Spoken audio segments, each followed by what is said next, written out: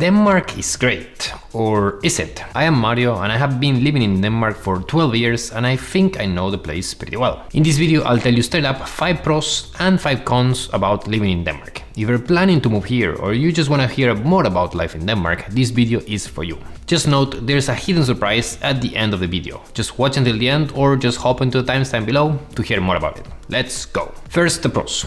The first pro is the high standard of living. Denmark consistently ranks as one of the happiest and most prosperous countries in the world, and citizens here, or people living here as well, enjoy a high quality of life. The government provides for free healthcare, free education, and other social benefits to all residents, and the economy is strong and stable. This allows residents to live comfortably and also enjoy a high standard of living. Specific to healthcare, as I said, it's free for all residents, regardless of income or employment status. This means that residents in Denmark can access high quality medical care without having to worry about cost. Education is also free. For instance, that's how I came to Denmark, for free education, and it's free from primary school all the way to university, including also kindergarten as well. Let me add that as well. And the government also provides a range of other social benefits, including parental leave, which I'm enjoying at the present moment while I shoot this video, unemployment benefits, and support for low-income families. Again, it's a great place to be. The second thing, and it's one of my favorite, is the excellent work-life balance. So Denmark has a strong emphasis as a place on work-life balance, and the government provides a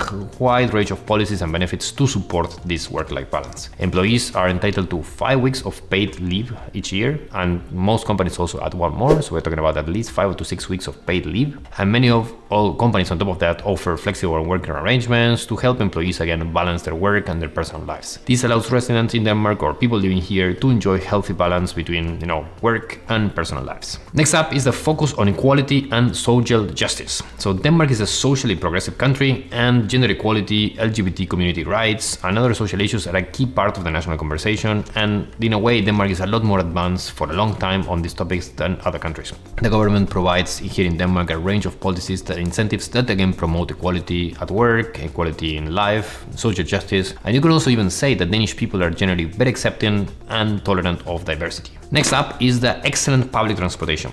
Denmark has excellent public transportation system, including trains, buses, metro. Even the airport is amazing. There's ways to easily connect around the different cities and towns in the country, and the system is efficient, reliable, and affordable. Affordable, of course, as long as you work here. Otherwise, it's pretty pricey, but still, for residents here, it makes sense. So again, if you live in Denmark, it's easy to get around the country. It's easy to get around in a city like Copenhagen and explore the many good things the place has to offer. The last pro is the high level of safety. So Denmark is a very safe country. It's a very peaceful country. And again, there are very low levels of crime and very low levels of violence. Again, the police is highly trained, is very professional, very helpful, and again, they work very hard to keep residents and people here feeling safe and secure. This gives us a quick sense of security and peace of mind, allowing us again to enjoy our life here without having to worry about violence. This is again important for me as I come from South America, where this is definitely not the case, and the fact that here you can just go out and have not to worry about safety is very important.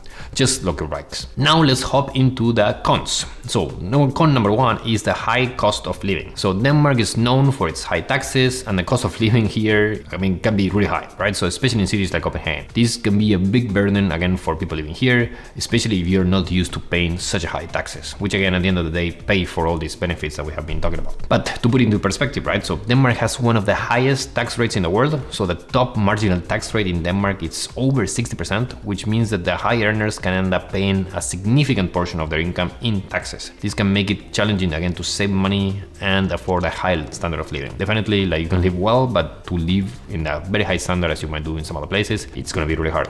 Additionally, the cost of living in Denmark, as I said, can be high, and especially in cities like Copenhagen, beyond taxes, right? So we're talking about retail prices are high, the cost of groceries, clothing, other necessities is also very steep, and if you're moving to Denmark from a country with low cost of living, this might mean that your budget will go further, maybe like in your own country, than it does in Denmark. Next, of course, is the cold and damp weather. So Denmark has a cold and damp climate with a long and dark winters and cool summers. So when talking about winters, this is a normal winter day. This can be tough for people who are used to warmer climates and especially sunnier climates. If you're not a fan of cold weather, you might again think twice before moving to Denmark. So just to put it into perspective, according to the data of the Danish Meteorological Institute, the average temperature in Denmark is around 7.5 degrees and the average annual rainfall is 724 millimeters. of rain. Again, in perspective, this is quite low. In winter, the temperatures can drop as low as -10, and in the summer, I mean, yeah, we can get days over 25, but not so much common as well. So the weather in Denmark is again generally cool and damp,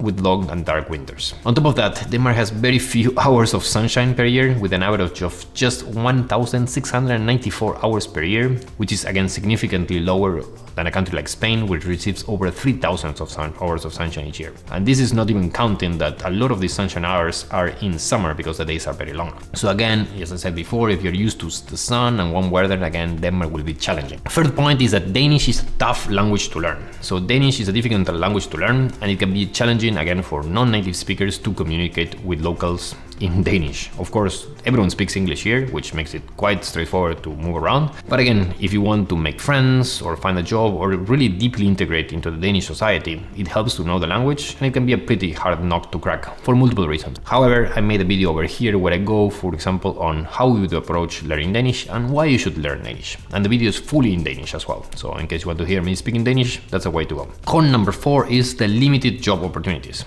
Relatively speaking, Denmark has a small and competitive job market, and it can be difficult for non-Danish speakers or for especially without high qualifications to find work. So if you're planning to move to Denmark for work, you might want to do some research and make sure you're in the opportunities within your field. The last con is the limited housing options. So the housing market in Denmark can be and is very challenging, especially in cities like Copenhagen. The demand for housing here often exceeds supply, and the rental prices can be pretty high. This can make it difficult to find a suitable place to live, and you might have to settle for something smaller or more expensive than you would normally like. So if you're planning to move to Denmark, you might start looking for housing early and be prepared for a challenging housing market. In all cases, I have a lot of videos on how to find a house in Denmark and how to find good rentals, and you should definitely check those out to get some inspiration. Okay, this video was an experiment. It was completely scripted by the OpenAI ChatGPT bot. So isn't that crazy? So I literally went through the script, I asked them to elaborate and change something I didn't like and so on. But basically it was,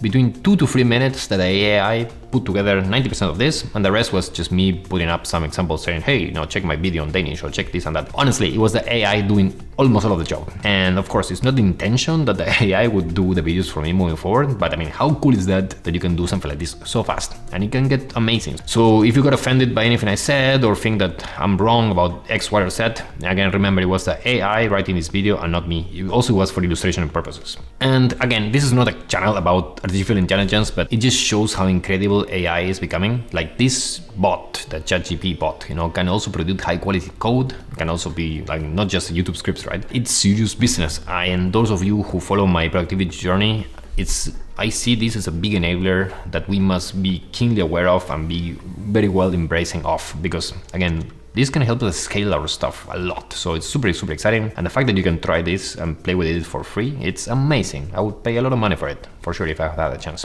So if you want to hear more about this ChatGPT bot and what it thinks of Denmark, check this video out over here. Thanks for watching.